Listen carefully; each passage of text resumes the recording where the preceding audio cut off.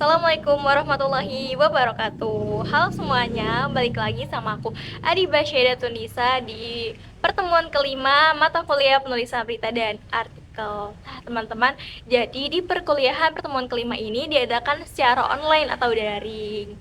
Nah jadi di video pertemuan kelima ini aku akan mereview nih mengenai teknik peliputan berita dan penulisan berita yang efektif dalam dunia jurnalistik. Lalu jenis peliputan yang digunakan dalam pemberitaan hukum, kriminal, politik, serta ekonomi. Nah, tanpa berlama-lama langsung aja nih ke review materi. Cikidot.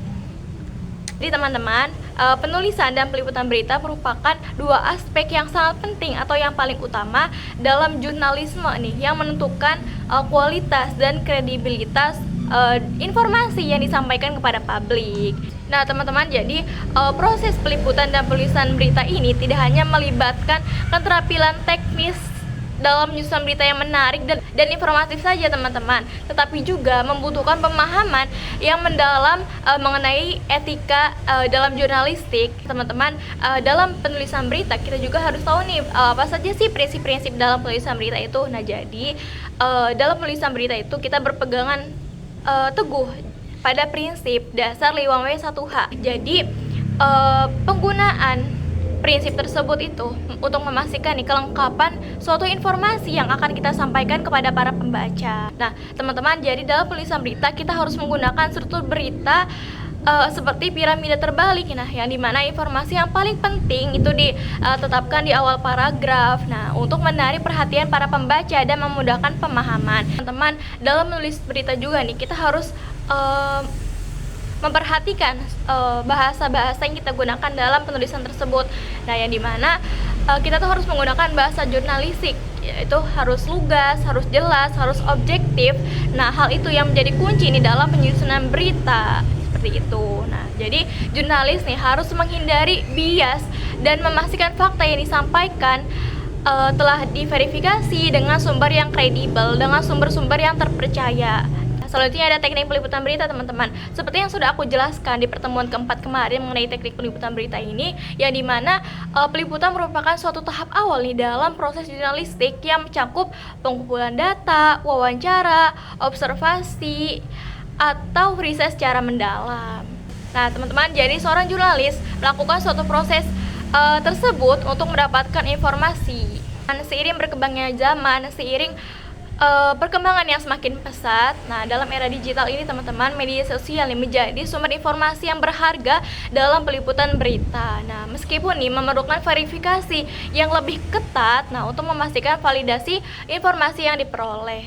Nah, teman-teman, dalam era digital ini, walaupun verifikasinya dilakukan lebih ketat, tetapi ini lebih memudahkan para jurnalis atau para jurnalis untuk meliput suatu berita. Nah, teman, dalam dunia jurnalisme modern juga nih, teknik peliputan juga mengalami perubahan dengan munculnya jurnalisme data dan jurnalisme berbasis multimedia. Nah, jadi jurnalis ini nih teman-teman memanfaatkan teknologi seperti analisis data besar atau big data dan infografis untuk menyajikan berita yang lebih menarik dan informatif bagi audiens. Jadi dalam era digital ini, peliputan berita yang dilakukan secara modern atau dengan memanfaatkan teknologi itu lebih menarik para pembaca.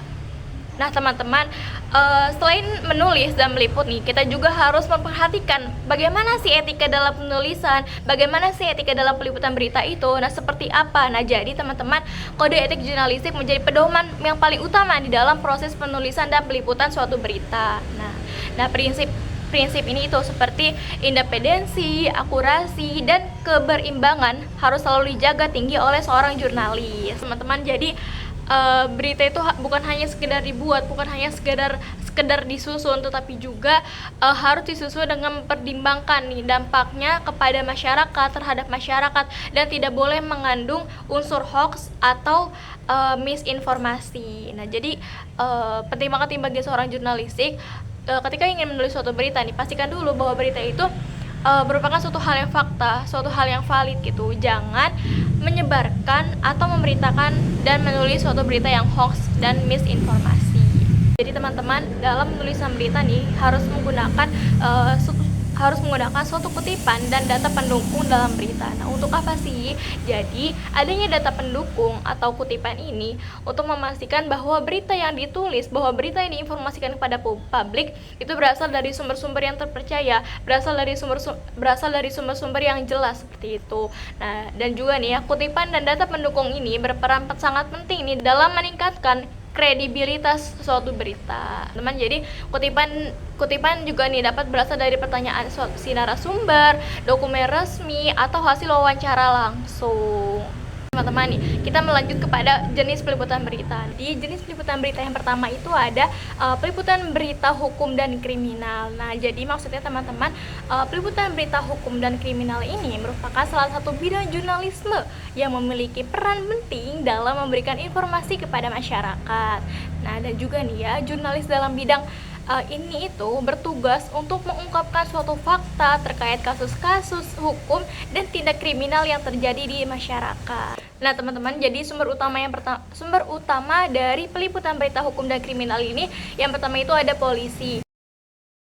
Nah, jadi jurnalis ini sering memperoleh informasi dari konferensi pers kepolisian, laporan resmi, maupun wawancara langsung dengan aparat kepolisian.